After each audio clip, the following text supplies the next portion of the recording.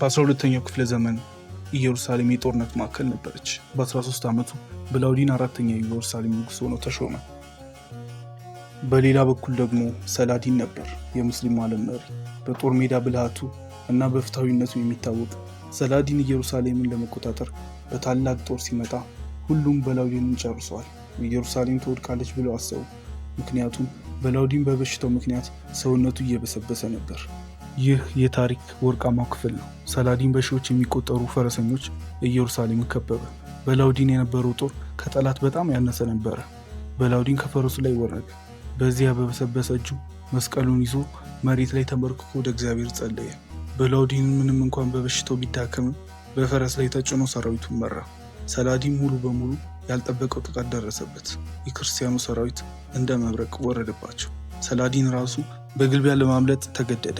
ይህም ታሪክ የበላውዲን ተአምር ብሎ የሰየመው ነው። በላውዲን ካሸነፈ በኋላ ክብሩን እንደ ንጉሥ ጠበቀ። ከሰላዲን ጋር የሰላም ስምምነት አደረገ። የጦርነት ጥማት የነበራቸው አንዳንድ ክርስቲያን መኳንንት ቢኖሩ፣ በላውዲን ግን ደም መፋሰስ ይብቃ ብሎ ሰላምን መረጠ። በሽታው ሰውነቱ ሙሉ በሙሉ ሲበለው 24 ዓመቱ ላይ በክብር አረፈ። ሰላዲን የበላውዲንን ሞት ሲሰማ በእውነት ታላቅ ንጉሥ ነበር ብሎ እንዳከበረው ይናገራል። ብላውዲን በሞንቴጊሳርድ ጦርነት ሰላዲንን ካሸነፈ በኋላ ድሉን ተጠቅሞ ኢየሩሳሌምን በደም ማጥለቅለቅ አልፈለገም። ለሰላዲን የሰላም ጥሪ ያቀረበ። ለምን? ምክንያቱም እውነተኛ መሪ የጠላቱን ሞት የሚፈልግ ሳይሆን የሕዝቡን ሰላም የሚያስቀድም መሆኑን ስለሚያውቅ ነው። ብላውዲን ጦር ሜዳ እንደ አንበሳ ቢታይም በዲፕሎማሲ ደግሞ እንደ ሊቅ ነበር። ሰላዲንም የሚያከብረው ለዚህ ነበረ። ምክንያቱም በሁለት መሪዎች መካከል የነበረው መከባበር በታሪክ ውስጥ እንደ ብርቅዬ ምሳሌ ይቆጠራል። በሽታው በላውዲንን እየበላው መጣ። ከአልጋው መነሳት አቃተው። አይኖቹም ማየት ተሳናቸው። ነገር ግን እስትንፋሱ እስካለች ድረስ ለኢየሩሳሌም የሚጨነቀው ሐሳቢ ንጉሥ ነበር። የሞተበትን ሁኔታና የዓለም ሕዝቦች ለዚህ ለምጻም ንጉሥ የነበራቸውን ክብር ገለጹ። በላውዲን ሲሞት ኢየሩሳሌም መሪዋን ብቻ ሳይሆን የማይበገር መንፈስ ያለውን አርማ አጣች። ሰላዲን የሰማው ዜና የጠላቱ ሞት ሳይሆን የጓደኛው ማለፍ ያህል ነበር የሰማው። ኢየሩሳሌም ለተወሰነ ጊዜ በሰላም የኖረችው በዚሁ በታመመው ንጉሥ ጥበብ ነበር።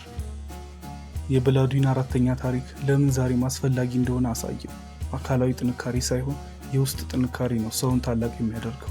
በላውዲን በብረት ጭንብል ፊቱን የተሸፈነው ህመሙን ለመደበቅ ብቻ ሳይሆን ለህዝቡ ያለውን ክብር ተጠብቆ እንዲታይ ነበር።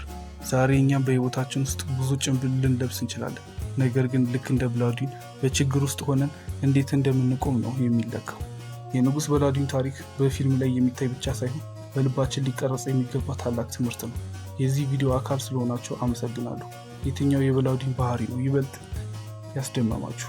ኮሜንት ላይ አስቀምጡልኝ። ሰብስክራይብ ማድረግ እንዳትረሱ።